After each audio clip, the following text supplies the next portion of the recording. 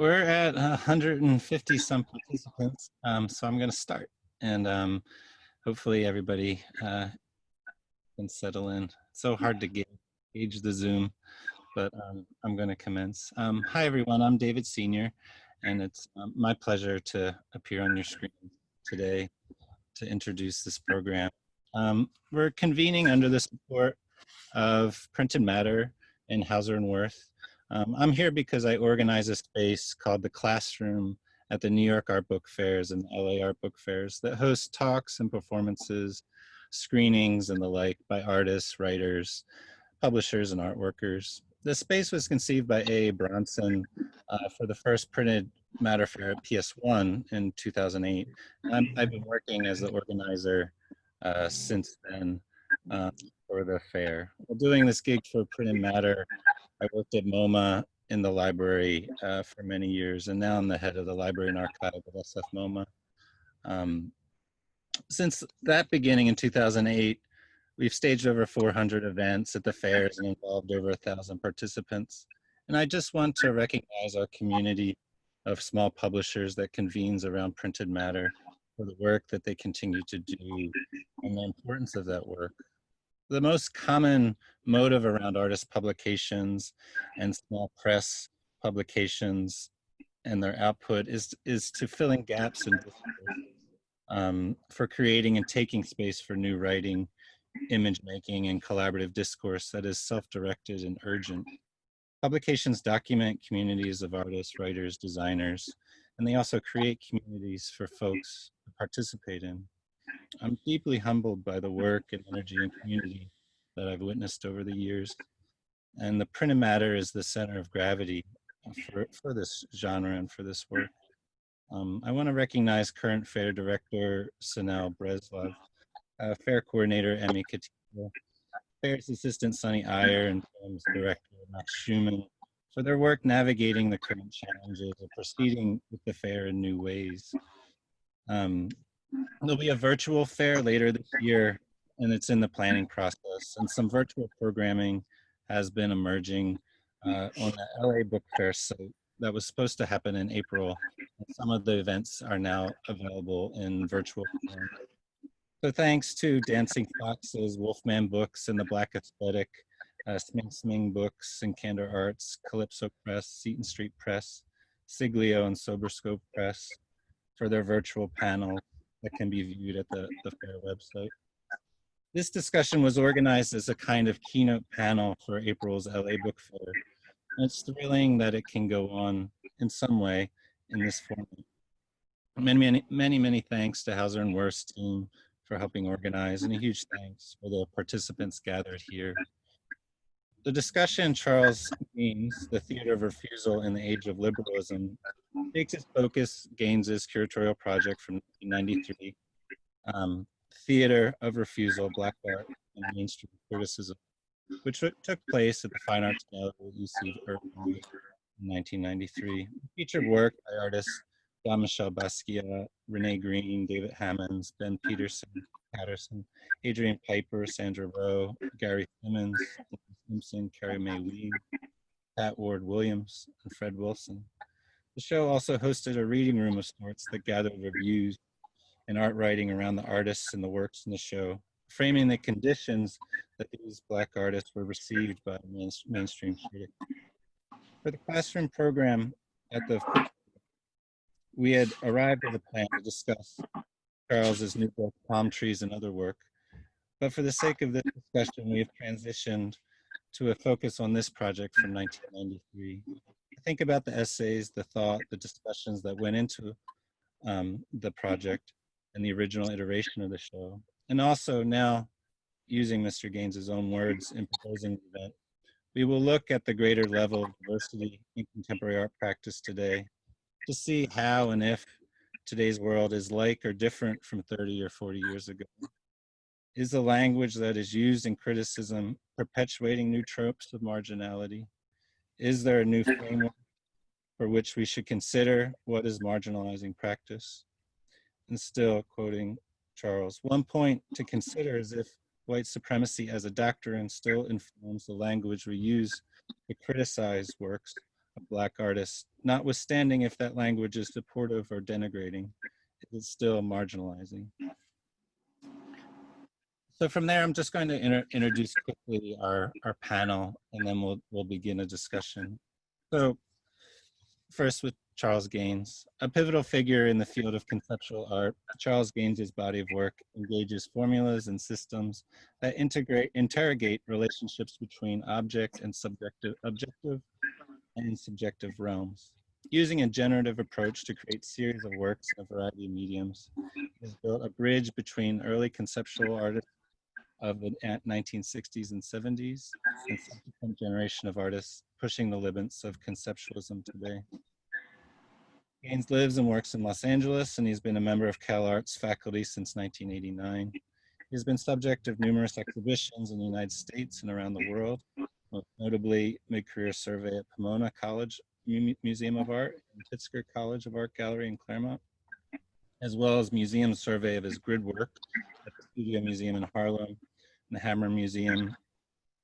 Gaines's work is included in collections such as MoMA, the Whitney Studio Museum, Herscher Museum, MCA in Chicago, Hammer Museum, LACMA, MoCA LA, and SF MoMA.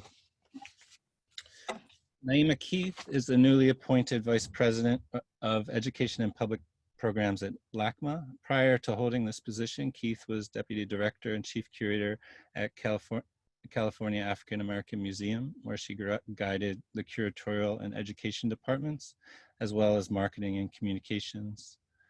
Keith was also Associate Curator at Studio Museum in Harlem from 2011 to 2016. Cauleen Smith is an interdisciplinary artist whose work reflects upon the everyday possibilities of the imagination, operating in multiple materials and arenas. Smith roots her work firmly within the discourse of mid-20th century experimental film. Drawing from structuralism, third world cinema, and science fiction, she makes things that deploy the tactics of activism in the service of ecstatic social space and contemplation. She lives in Los Angeles and is art program faculty at CalArts. Rhea Anastas is an art historian and curator in LA.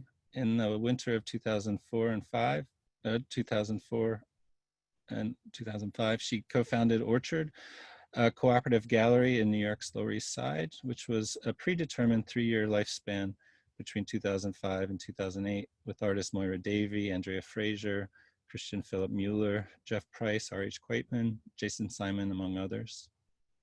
David Platzker is a curator and art historian. His work centers on art after 1958 with an emphasis on pop, fluxus, minimal, and conceptual art.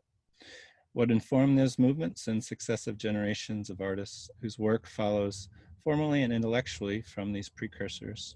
Between 1998 and 2004, Platzker was executive director of Print and Matter, where he organized numerous exhibitions and artist publications, in addition to co-founding their annual book fair. In 2004, he founded Specific Object, a bookstore and gallery dedicated to ephemeral materials of the 1960s and forward. From 2013 through 2017, Platzker was curator of drawings and prints at the Museum of Modern Art. For the publication that was originally under discussion, Charles Gaines, Palm Trees and Other Works, David contributed an essay titled A Love Supreme, Charles Gaines and Trees. Okay, so those are our panelists. And I think as we discussed, and Charles can begin to first discuss maybe some of the conditions and proposals of the original exhibition, and then the panel will go from there. So thank you very much.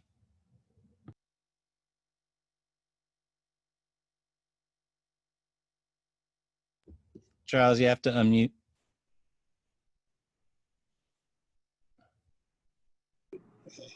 Okay. Yeah, thanks. All right. So, yeah, I can go back a bit and talk about the origin of the exhibition, the Theater of Refusal. It was an idea that I came up with in 1989. That was a response to something I was noticing and looking and reading the reviews of artists of color. And the first of all, I was noticing that there weren't many of those reviews because there weren't many of those exhibitions. But I noticed that that in each case, whether the work reflected the subject or not, the reviews somehow contextualized around their identity, and that I could read in the language of that textualization certain stereotypical phrases and terms that specialized the review in a certain kind of way that it was clear that the reviewers were writing about the artists of color in a way that they weren't writing about other artists. I mean, even to the point where they would say things like, and this is what I got, was that it doesn't really look like the work of a Black artist. And where they would write about a white artist, never say, well, this doesn't look like the work of a white artist. So I thought that I wanted to comment on that, and came up ultimately with an idea of an exhibition as the best way to do that. I thought about writing about it, but nobody can understand my writing. So I thought an exhibition would be a better solution. And so I put this together with the artists the same artists that make up the final roster, and spent 3 years looking for someone to collaborate on this with me. In '93, Catherine Lord, I'm so grateful to her. I heard about my efforts and asked to discuss it with me. And so we had a conversation. She said, yeah, well, I'd like to do it. She was at Irvine at the time. And so we collaborated on the exhibition. We got the artists involved, we got the works. And the framework of the show was really something that Catherine solved. That is to say that I had this critical subject, or this critical notion that I wanted to reveal and explain. It wasn't an aesthetic experience. It was really a conceptual and academic construct that I wanted the exhibition to deal with. And I really didn't know how to do that because the work itself had this strange relationship with the idea that I wanted to explore as a concept. And so I had written early an exhibition catalog even before I knew there was going to be a catalog.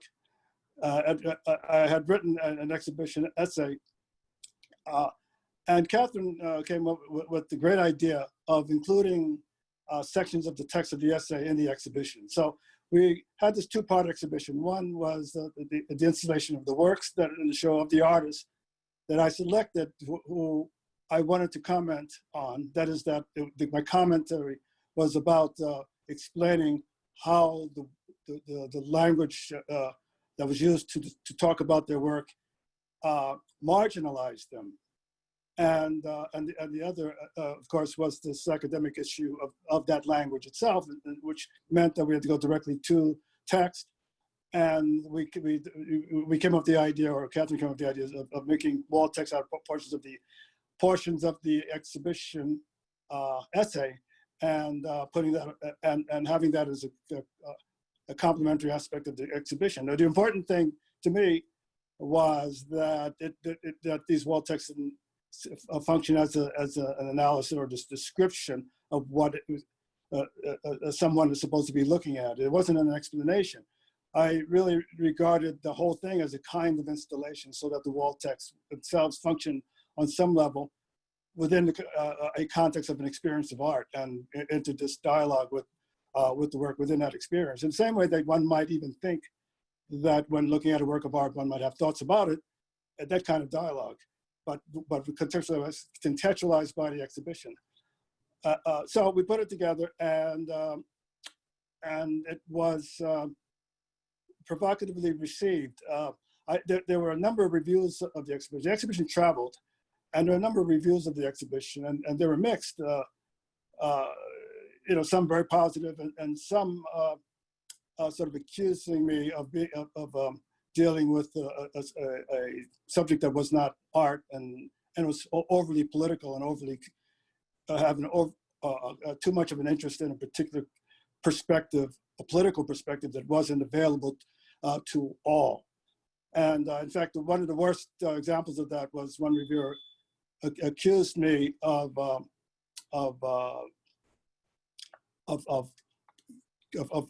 accusing writers of being sort of racist by using certain language. And one of the things I said about what I said in the catalog was that it seemed that Black artists got most of their writings during Black History Month, and so this review that accused me of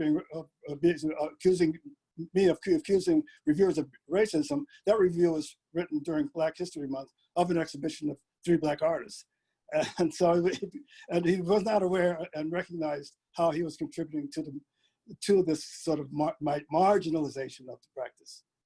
So that's how it got started. And I don't know, I can talk more deeply about it if you want me to.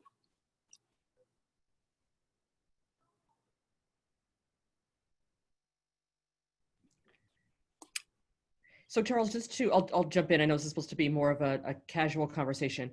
So just so everyone is clear, for those who obviously were not able to see the exhibition, the writer's text or the critic's text would appear in the label, basically, that would be right next to the work, or would the text be somewhere else in the exhibition? There were two main rooms in the exhibition. One was the room of the objects themselves, the art objects. Another room that we called a library contained an edited selection of sections of my review that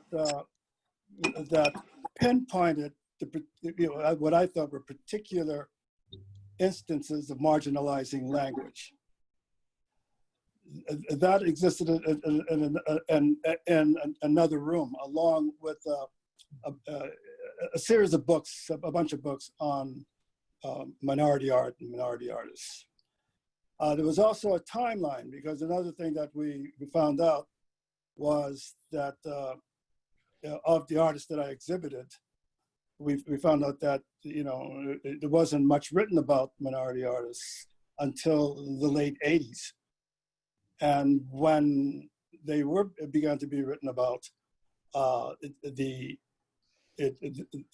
language became incredibly marginalizing. In other words, it really targeted these artists as minority artists. The problem with that at the time was that it gave that there was a kind of interest in either justifying the work as good, even though the artists were minority, or explaining that minority artists were involved in these kinds of racial tropes that didn't really communicate well to a universal audience. And that was pretty much the language. But earlier than that, because one of the artists that I had in the show was Adrian Piper. And it was interesting that with Adrian, there was very little written.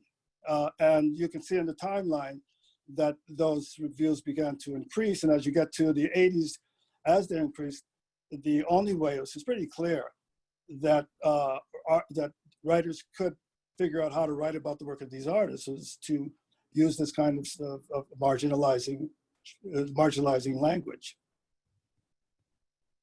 So the focus, the critical focus of the show really played out in the reading room, which as I said, I thought was had an installational function.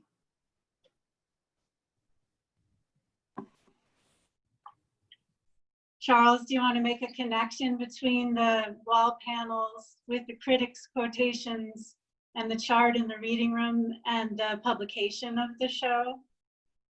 How that lived on beyond the exhibition in terms of how you worked on the publication with Catherine?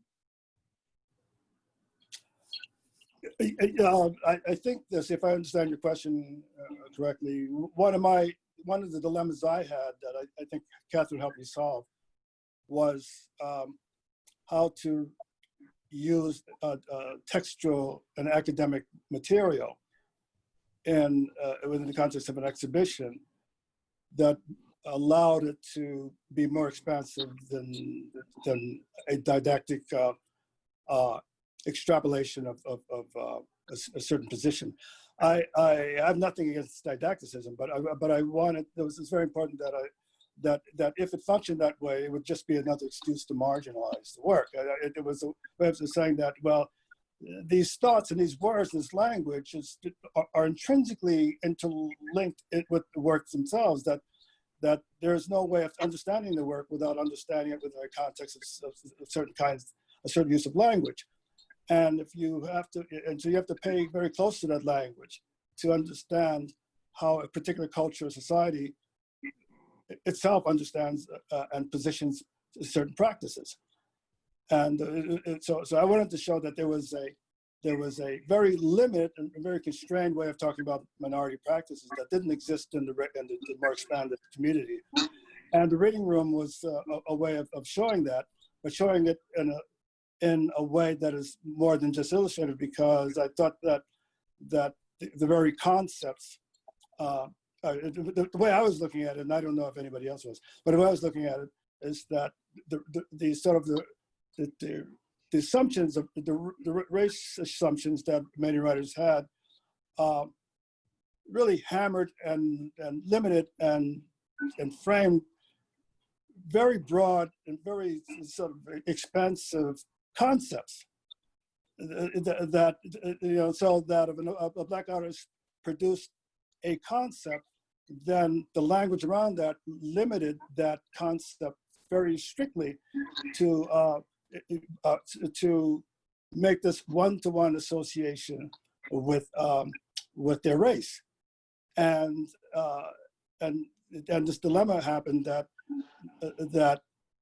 it was clear to me that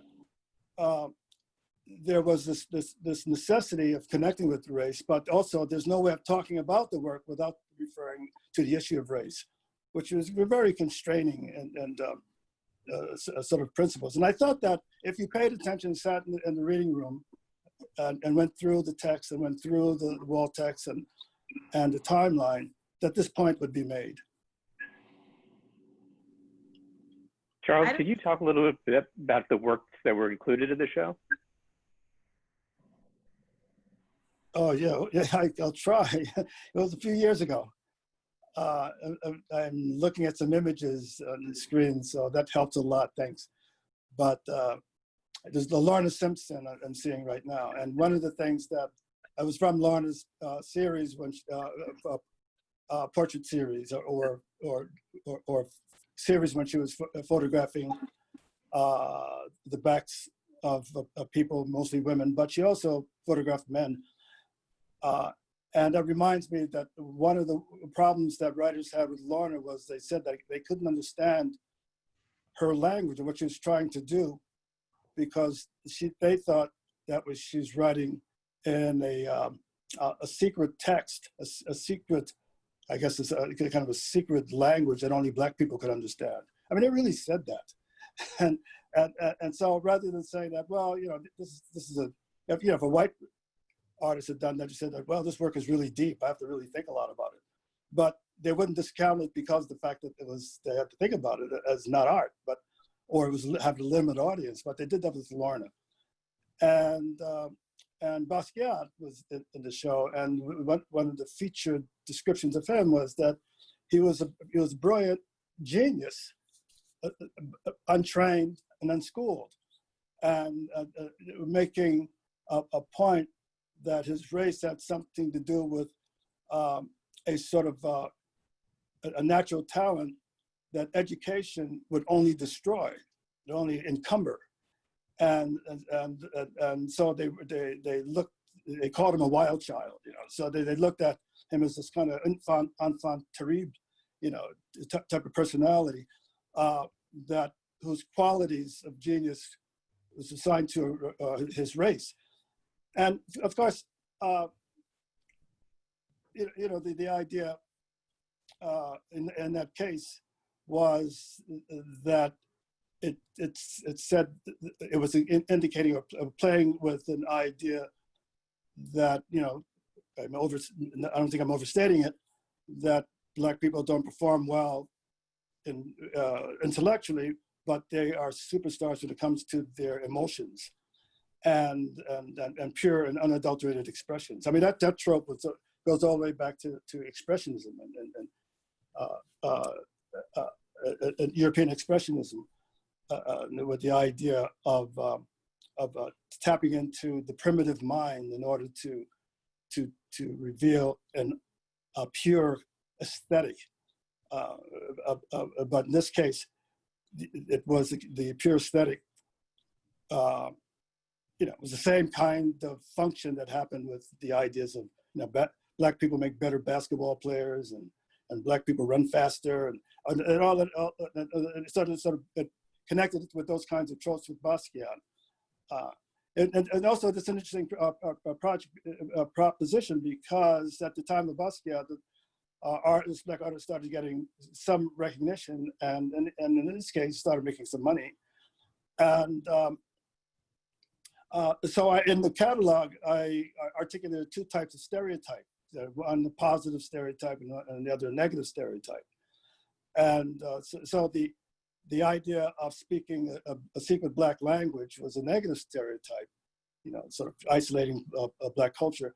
And the idea of Basquiat as being the wild child was thought to be a positive stereotype, but the function of the stereotype is the same: to marginalize the practices.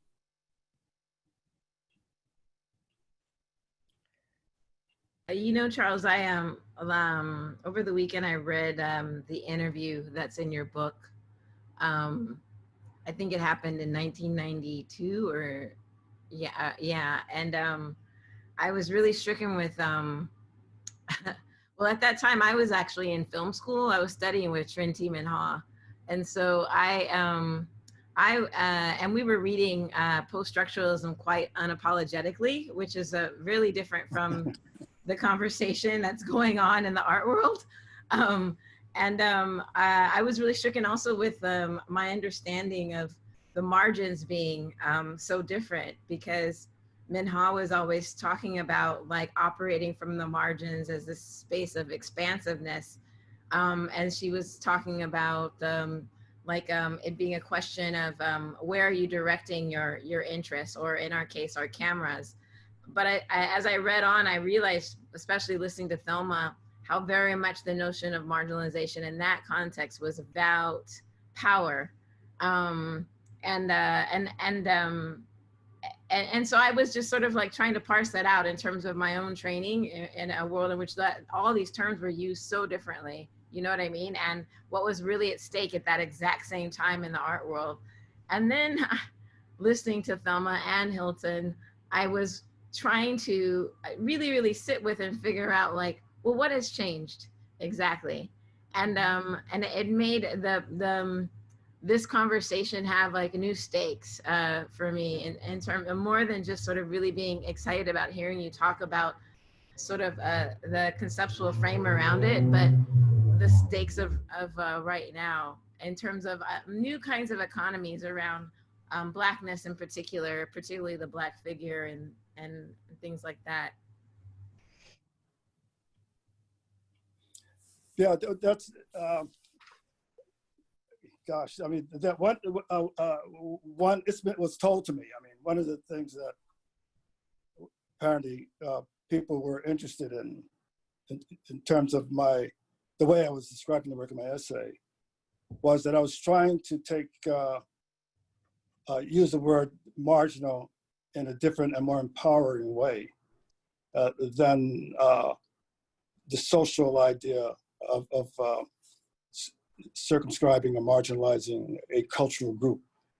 That the issue of power that we're talking about, political power and social presence. I was trying to offer a way of looking at that legitimately contributed to a notion of the expansion of knowledge. So what I did, a very important part of my essay referred to the work of Deleuze and Guattari, and particularly chapter 10 and 1,000 Plateaus, so their theory of becoming. And Deleuze and Guattari, they had their own limitations in that book because their notion, well, I'll put it this way, that the problem of identity was that it was a construct that had terms and borders and definitions. And when a construct or an identity is in that place, then it becomes a label that can constrain and restrain people who are named or referred to it in that way. So it's thought to have this limiting property, and that's usually the way that marginalizing language is supposed to do. It's supposed to label, name, and limit the subject that it addresses. And so I wanted to reverse that and show how this border territory can disable definitions to make a space of possibility. And I thought that Deleuze's book, offered an interesting theory about that. The problem I had with Deleuze and Guattari was that they didn't believe in the notion of identity. They didn't really believe in the notion of political or social construct. They thought that any political or framing was a limiting framework. And so what I wanted to say is that I perceived identity could be emancipatory and identifiable at the same time. So I tried to extrapolate and move into a way of, as you're saying, broaden the notion of power. Broaden this notion of power so that I would solve, I thought in that case, the problem that was set up by marginalizing language. That is that what we're living in those days, the white world. So there was two kinds of art. There was art done by social and cultural groups like Black people and so forth, and universal art, which is, now we know universal art really means white art. But in those days it was called, a universal art. And so if a marginalized person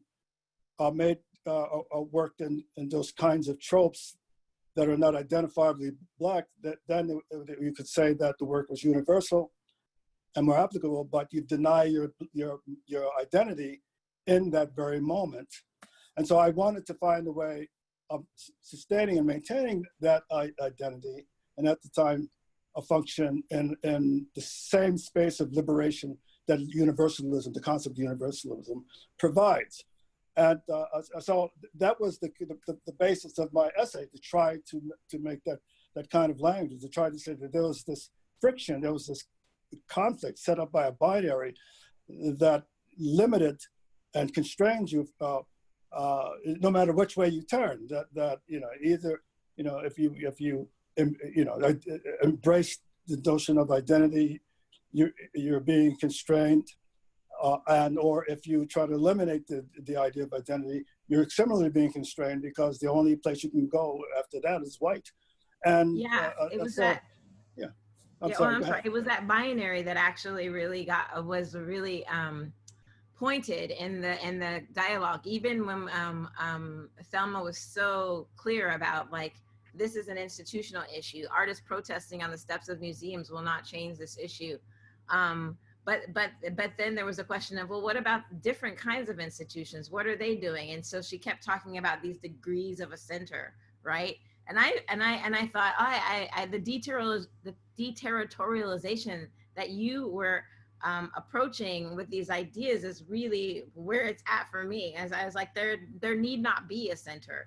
And I felt like by unlocking this language and really revealing, like, the difference between looking at a work versus attempting to describe it based on the markers of the artist, you very much lose their way, which is why I think arts writers do this thing where there's Black art and then we're going to talk about Blackness, and they can't see the work. They can't see anything besides what it's supposed to be telling them about Blackness, as if it's an anthropological project.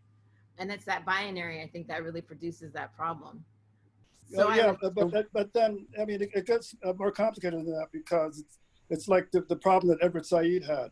the idea of structuralist writers was to sort of undermine or decenter things, as you were saying, so to get away from these, the binary, get away from these absolute terms and locations. But then if you're a minority person, one of the realities of your life is that you're caught in conflicts of power. And to take yourself to dematerialize or deconstruct totally, the reality of that space that's left is that you become, a feather in the wind of European universalism. That you have power. So Saeed's idea was that you can talk about decenteredness and at the same time talk about identity. So you can talk about a center, and you can talk about also in that same language, somewhat more emancipatory set of possibilities from the same language. If you rethink and position the idea of the binary in the first place, so that for example, in this case, he made the argument that what has to happen, and what does happen, is that the minority,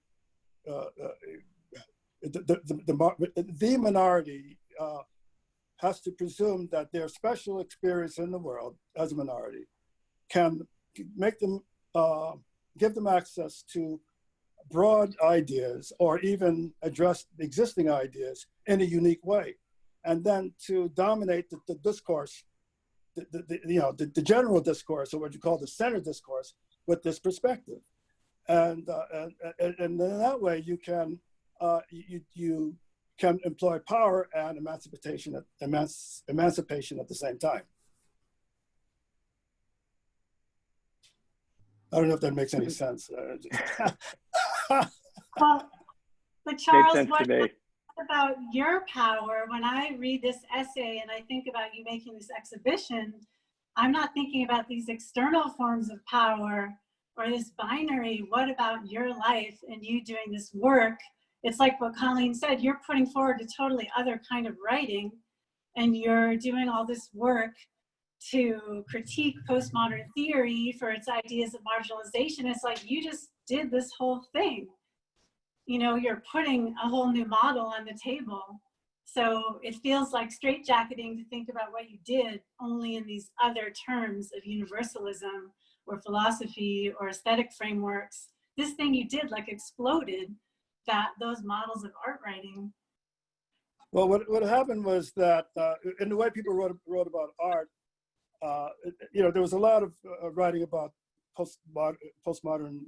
There's a lot of postmodern theory in the writing about literature and so forth, but not about art. Art was still in the 50s in the way it was being described. And so my idea about language and important things, the importance of language, really comes from my lived experience.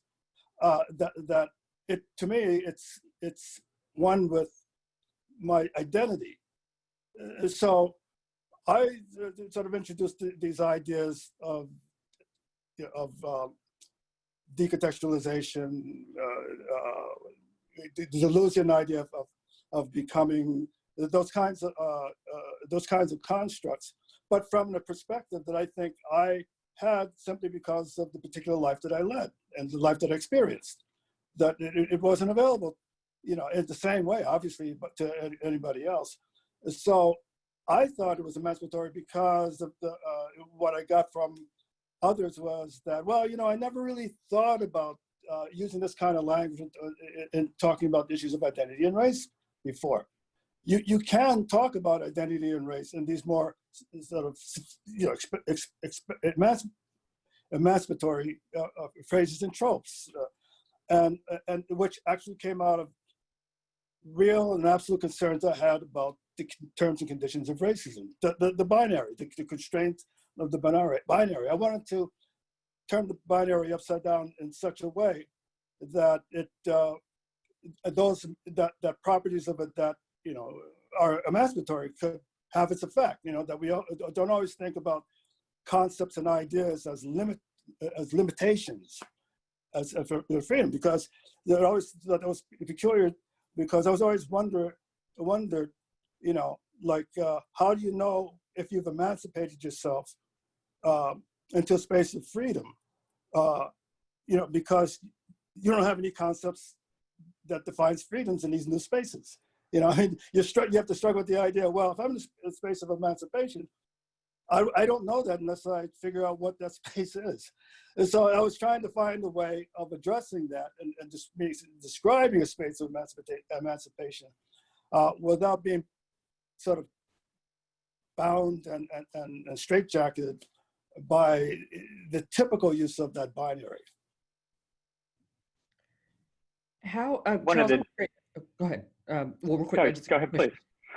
So I'm curious, how did the show evolve from when you first proposed the exhibition in 1989 to when the show opened in 93? And how was that evolution informed by your conversations with artists actually in the show? The show from 89 to 93, it didn't change. I had the same project, and I went around to everybody and they said that they weren't interested. So it didn't change at all. And when I showed it to Catherine in 92, I think I showed it to her, the changes that happened was not in the roster of artists, because we had the same roster of artists that I selected in 80 and 89, except for Ben Patterson, which was just an artist that was recommended to me subsequently. But the roster of artists didn't change, but what did change, or at least what evolved, which didn't have an opportunity to happen before, was a way of showing and visualizing the exhibition. And that, as I said, that was, I could say, I guess you could, you may not say that that's a change, because before that, the exhibition was just on paper. But once we're in conversations with Catherine, then actual possibilities evolved out of that I didn't think of before. And that all hadn't happened suddenly and around the process of talking about the exhibition and then installing it. And then, so not a lot of evolution went on in this case. I mean, I kind of understand why not. Which I won't get into here, but there wasn't this sort of this process of expansion that happened from the time I thought of the idea to the time we exhibited. But there was a lot of I can say, sort of really interesting realizations at the moment that we started installing the show and thinking about where things would go, that didn't happen before. And that to me was quite illuminating. That was a great illumination for me. That was a great part. I wanted to come back to Charles, your conversation about binary. In particular, some thoughts that I think the other panelists might share with me about how institutions go about describing an artist. And the thing that draws my attention always is when you pick up a press release for an exhibition, and within the first paragraph, it describes an artist as, in terms of their race, gender, or in some cases geography, but only when that person is non-white. And that sort of calling out immediately describes that artist as other. And I'm always surprised the resistance of institutions to not allow that conversation to happen within that sort of framework. Yes, I mean, that was a phenomenon I've observed most of my career as an artist, even in the case when you're strained to find a political or social idea with respect to the work. And I found also that there are two ways of addressing that. There was a way of addressing it that limited the work, and there was a way of addressing it that expanded it. For example, if you take an abstract painter like Norman Lewis, many people who write about his work today argue that his work, his abstraction, was unique from other abstractionists because it was heavily iconographic, that his abstract forms had this kind of iconographic spirit, a kind of narrative spirit that was far different from this idea of pure expression. And it's claimed that that has something probably to do with his blackness. Now, Lewis denied that, of course, but that was a way of talking about the work as changing the direction of painting. But on the other hand, there was a way of talking about that identity as that would, in the more classical way, marginalize the work and say that, well, this might be interesting work, but it's different from real art. It's a very tricky difference, The other thing that I noticed about that is that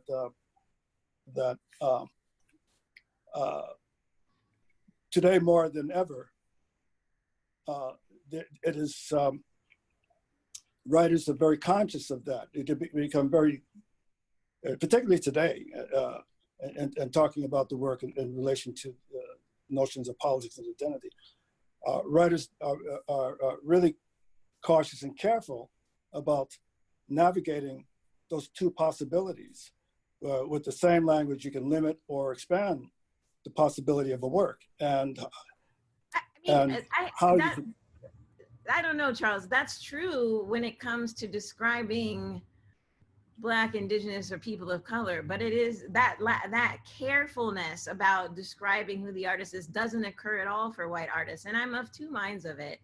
Sometimes I think, oh, it'd be so great if someone could just write about my work, what is there, what they see, as opposed to using it as like a tool for them to learn something about Blackness.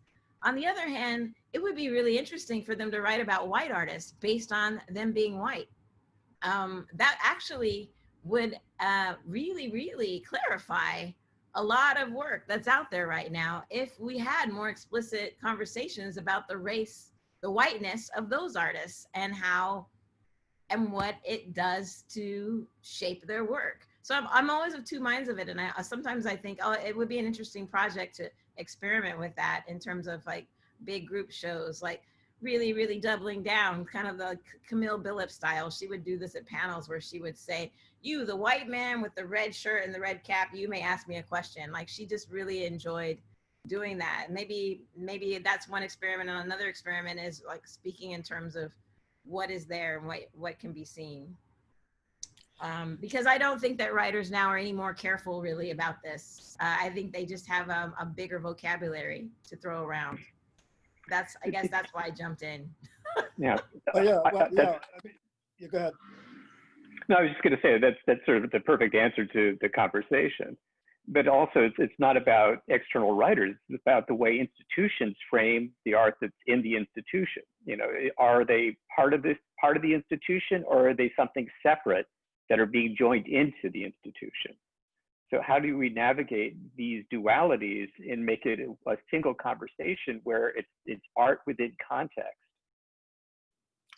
Yeah, I mean, this is, I was going to say that, because you have some people, like there's a lot of feminists embrace very confidently the certain tropes of feminine to be identifiable in the work.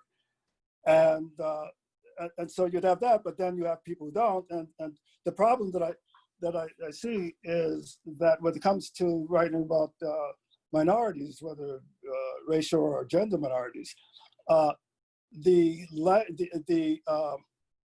ideas that are used to write about them are not of equal value. That is, they come with the idea that it's a special kind of discussion we're having around the works of women or the works of artists of color. Whereas I always thought that, when, for example, in literature, when Black writers, have deep psychological investigations into Black characters, the language, the way that's read is that, these are Black tropes and so forth and so on. But a Russian like Raskolnikov can be explained as universal, but he's white and he's Russian, but white Russian doesn't mean non-universal. So the idea then is that we have to embrace any subject that a Black or a person of color or a woman utilizes in their work as universal. That's the struggle. That hasn't happened yet. And when I talk about the parsing of the language, there are people who, of course, who don't really care about this stuff. They just have like old-fashioned notions of how art should be read and identified as certain kind of aesthetic practices. But there are people who are trying to figure this stuff out. And for those people who are trying to figure it out, it's not easy. That's what I'm saying. It's still a subject, the kind of dilemma that happens, that I talked about in my essay, of that happens around the, I call it marginality a double-edged sword. That it's, you're going to be cut by it no matter what, you as I said, you strike your enemy with the downward blow, but with the upward swing, you cut yourself. And that's built into the language. And that's still the struggle that I think that's going on. So I'm just looking at the time, and I just wanted to be mindful in terms of where we are in the discussion, and to also weave in some questions from our attendees. So if there are questions, please include them in the Q&A or in the chat box, and we'll make sure to weave them in. So one of the first ones we're seeing is basically, what can museums do to kind of remove that binary language that's so restrictive? What can museums, galleries, art spaces do to, focus on the exhibition, but not kind of repeat the same mistakes that has so often been used when describing artists of color's work, artists of color? Charles? Oh, me? Actually, really anybody. I'm just like trying to like weave in some of the hear other responses to that question, because I have my 1993 opinion, and so I was wondering if anybody would else like to sort of address that question.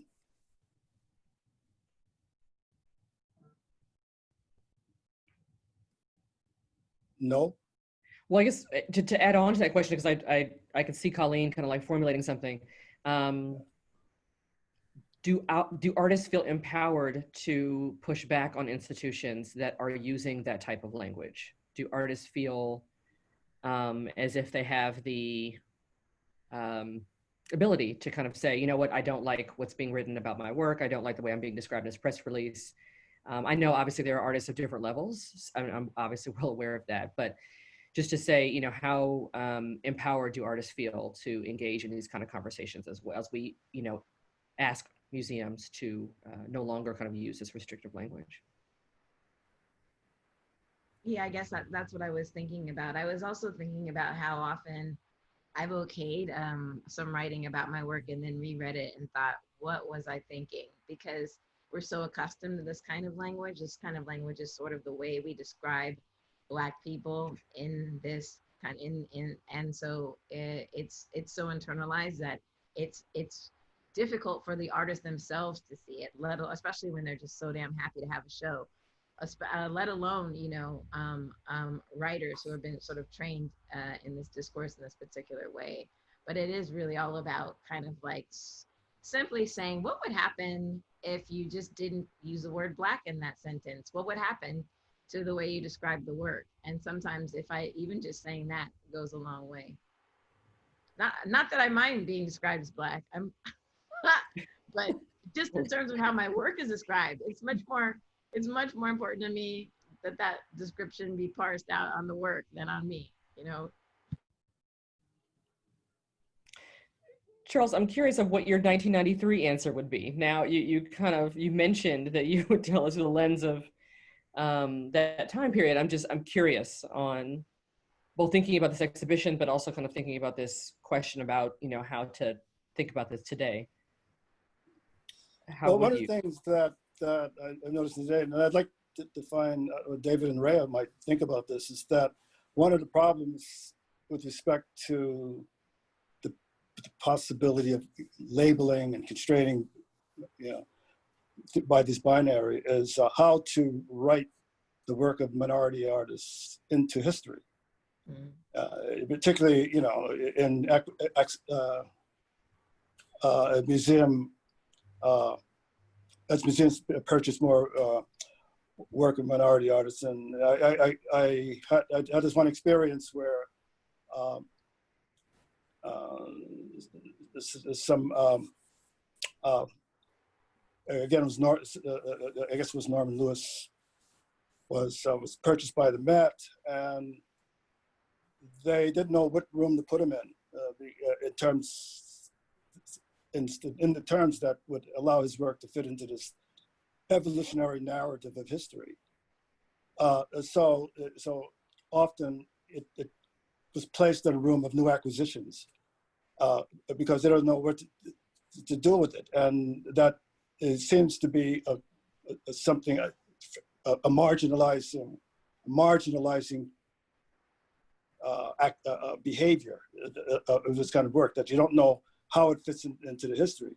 Even though Lewis was part of the development of abstract expressionism, he wasn't included by historians, and then belatedly he's being placed there, but he wasn't part of the evolutionary narrative, and so that they don't know what to do with him. I was wondering if this seems to be, in terms of writing history and museum acquisitions, if this seems to be a problem. I think I know that the issue is that museums have real trouble when they can't define something. And that definition has to do with how it might look on the wall next to something else, and also how it fits into an integrated history. And that integrated history is that trope of the torpedo of history, that Awkward Bar notion that all artwork should be seen in a linear fashion from one ism to the next. And when something isn't clearly defined as being within that ism, museums just don't know what to do with it. It has a lot to do, again, with the notion of race and gender, nationality, that things are often placed outside of the original context in such a way that it can only be shown within a special environment. And that's the limitation, that it's seen outside of the environment. So the challenge that museums, in particular larger museums, is to feel comfortable enough with upsetting their narratives and putting things into the collection installations in a way that is lasting, so that over time people will come to accept the change as being part of the history, as opposed to this sort of special intervention that happens on an small interval, as something that redefines the thing or continually defines something as being other, as opposed to it being part of the larger narrative.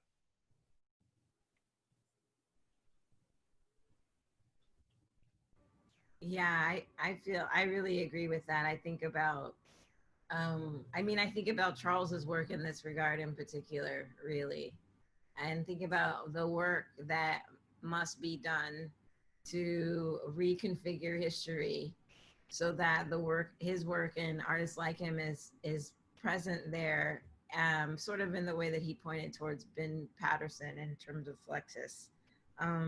And I don't know if it's all completely institutional or if it's academic, if it's art history itself. Like I'm confused about that. I know when I was Thelma in 1993 is saying we need trustees, board members, directors, curators, but it's not enough if they're beholden to these linear histories that you're describing, David, is it? You know what I mean?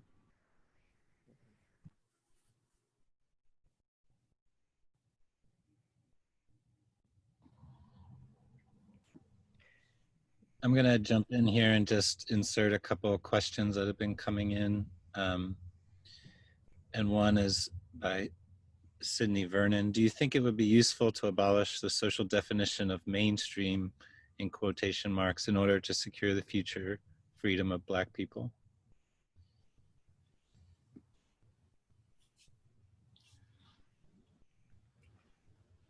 Well, I'm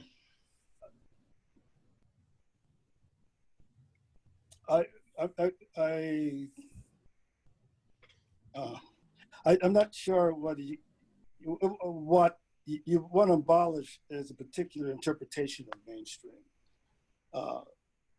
That the idea of the acquisition of knowledge, the idea itself is so dependent upon is sort of an accumulation of agreements, that you can call a mainstream.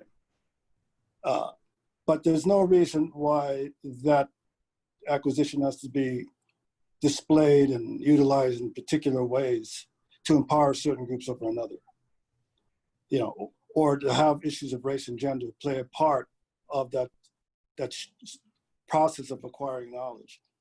I think the system or the manner in which we determine what are commonly held beliefs, the system can be changed. The idea of having commonly held beliefs, I don't think can change.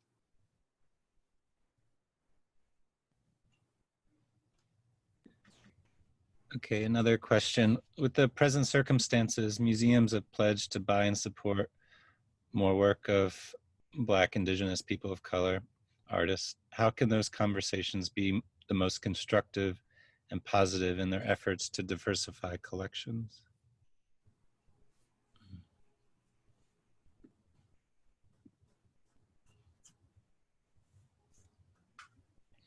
Cauleen, please tell us what you're thinking, because you just, your face. I was I like, was waiting for you, Naima. I was like staring I at am. you. Your face said it all. So I was just like really excited, actually looking forward to. I was just thinking about deaccessioning in like 15 years or secondary. I was just thinking there's just going to be this like crazy settler colonial land grab of artwork without any actual discernment or discourse or context. And in 20 years, people are going to be looking at that work. I mean, what is this? If they don't do all the other work, it's not enough to just go shopping at an art fair. It just isn't. Is that what you had in mind, Naima? You said it, I just. I also wanted to piggyback, because John Tain also had a question about what interesting strategies do you see artists or others doing in terms of the politics of identity? And Cauleen, you specifically mentioned this idea of highlighting whiteness, which I thought was very interesting. So I guess, and a couple of people have mentioned things in the comments, but I guess for the whole panel, what strategies have we seen artists using today in terms of politics of identity? Interesting strategies, not just.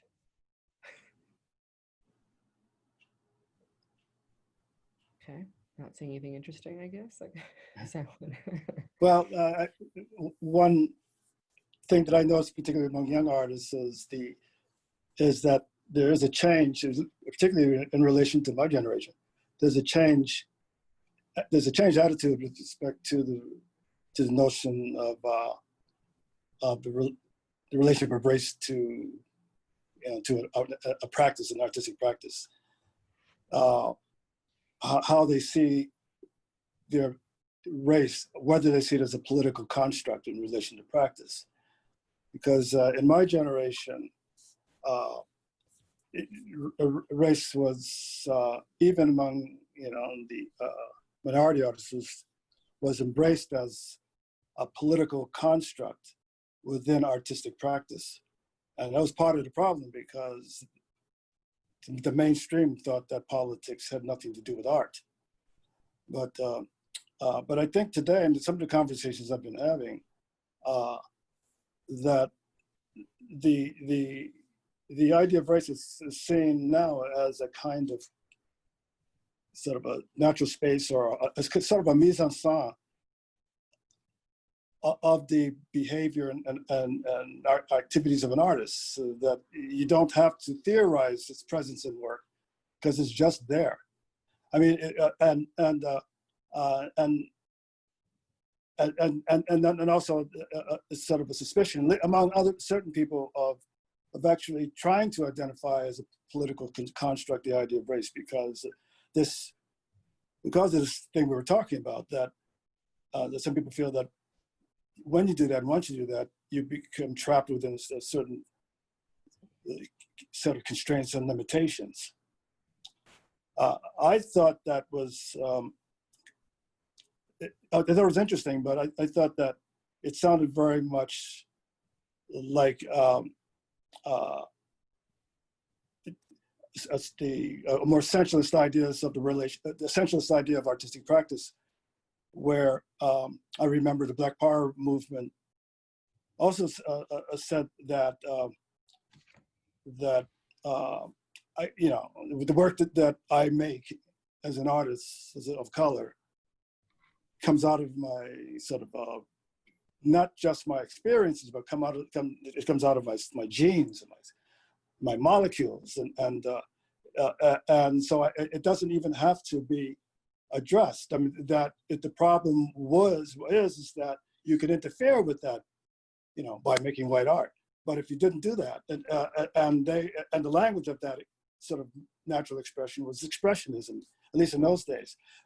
So I sort of associated this idea of the acceptance of the reality of Black, which doesn't have to be theorized, similar to what was going on in the 60s with the acceptance of a sort of a biological determination that itself doesn't have to be theorized. It's simply a sort of function of existence.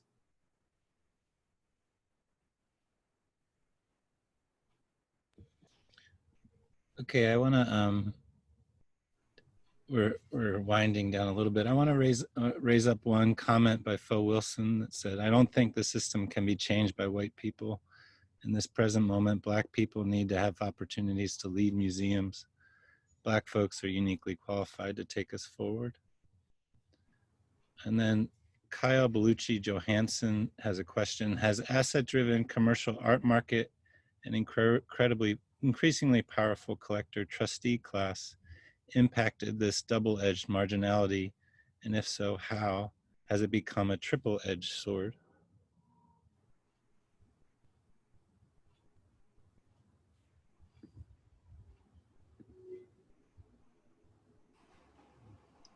I'll say something really simple to that. We can't leave this to be sorted out by free market principles.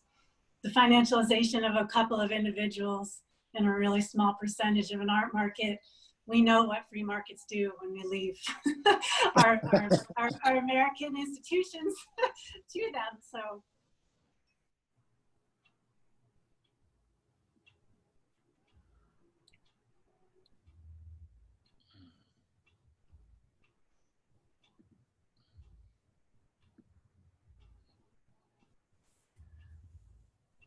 Okay. Do any other panelists have any other questions for Charles, or should we leave the last word for another question in the chat? I like this question about deterritorialization. Yeah, do you wanna read it? Sure. It says, Charles, you made the really important point about the need for deterritorialization to overcome being marginalized while maintaining the emancipatory potential of identity. What interesting strategies do you see artists or others are doing today in terms of politics of identity?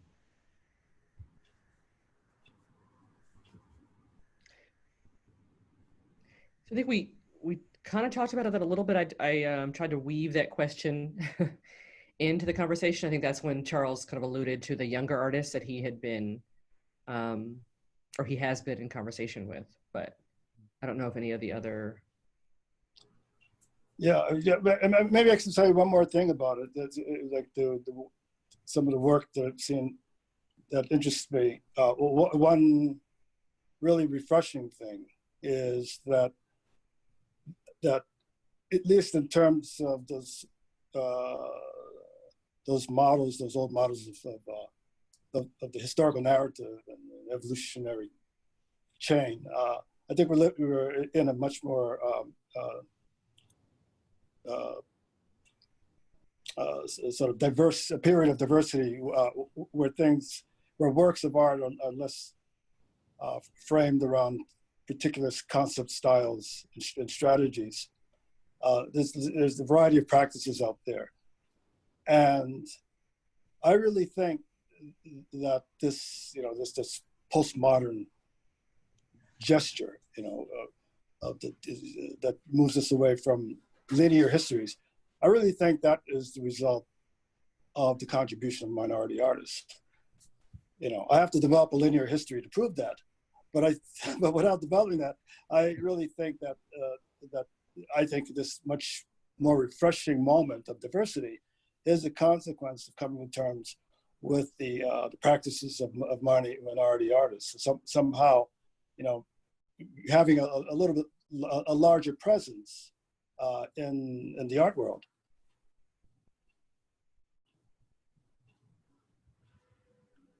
I think just to go back a little bit to the question that was being asked, that our history is continuing to repeat itself. That where we find ourselves today in society is incredibly related to where we found ourselves in 1968, 1969, 1970. The Art Workers Coalition at that point in time were fighting for the exact same things that are being discussed in this conversation. That the marginalization of artists of color, of people that don't confine themselves to a binary position, were the same conversations that we're having right now. And it's troubling to me that in the 1971-72 period, it all disappeared. The change in the political scene tempered the conversation going forward. And what I'm really hoping for is what one of the comments that we saw come up is that we need a wholesale change. That wholesale change has to come from both within institutions and from outside of the institutions, to not let up on the pressure to make change. That change has to be coming from people that don't look like me, towards an environment that is much more looks like you. And I think that part of the realization has to be that society is inequitable. And the art institutions that we are struggling to change are calcified in many respects in the way that their management operates. And what we need to do is to not let up pressure, to continue to think more forwardly about how institutions can look other than they look now. In particular, make sure that we don't let the change not happen.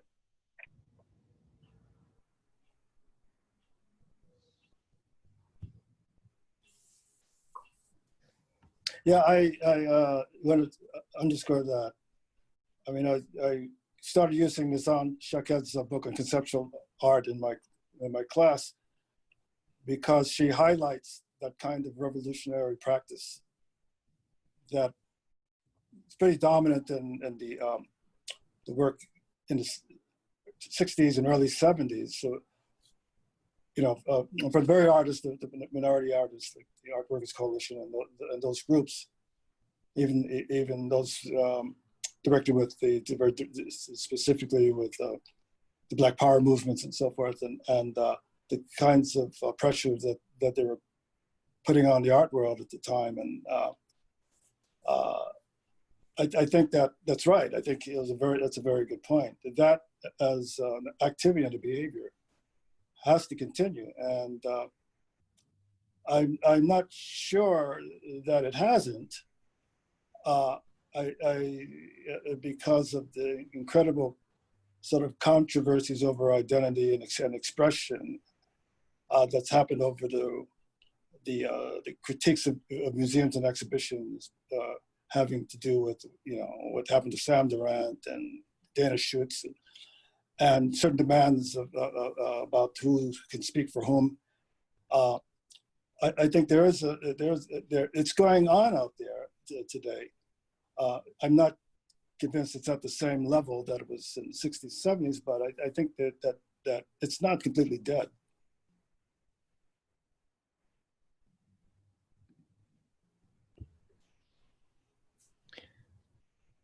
I just wanted to step in here because we're at that time where we've gone over our prescribed time and we should wrap up.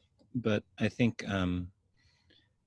I would just ask for a last word from Charles in terms of just a moment of reflection on this exhibition from over 25 years ago. We wanted to maybe share the link to the book. So maybe that's something that Hauser and Wirth can do in the next days on their website or something like that. So people could have access to it, free, a digital copy. And I feel like that would be beneficial to people who don't have their hands on it. I was able to get a copy through the gallery in preparation for this and really benefited from it.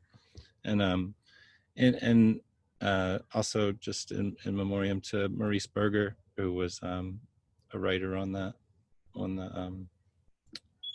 catalog, who passed away recently. So thank you all for the panel, and thank you so much for Charles. I really am grateful for everyone's time here. And Charles, please, if you have any last words. No, well, I mean, I guess I would only say that I really appreciate the participation of everyone in addressing the theater, the exhibition. It surprised me that when we put the show together, it got quite a lot of notice, and then it went underground for 25 years. And so it was interesting to me that there was this resurgence of interest in the show, partly due to the fact that the issues that the show tried to address are still with us, and perhaps not completely resolved, which is kind of disappointing, but they're still with us and still having relevance. And it's very humbling to know, to see and to know that this project, somehow is still living. In fact, there is a new publication coming out that takes on the show as its subject that Rhea has been involved with, and Eric Cole-Stone, that's just getting off the ground. That's attempting to address, the effects of some of the propositions that were being investigated in the show, to try to determine how they play out in today's world. Are there new marginalizing tropes going on? Are there new categories being formed that's serving the function of separating people that didn't exist in the 30 years ago? So I'm anxious and looking forward to seeing how this book unfolds. So thank you very much.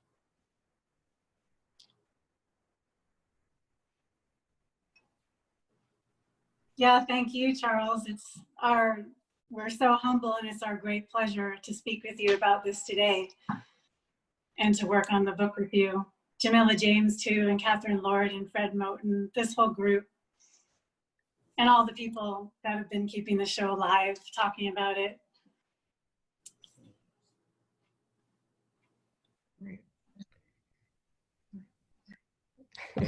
Okay, so is that it? I think so. Okay. Thank you, Charles. It's always Well, Thank you, Charles. bye-bye. Yeah. Thank you. Thank you. Bye.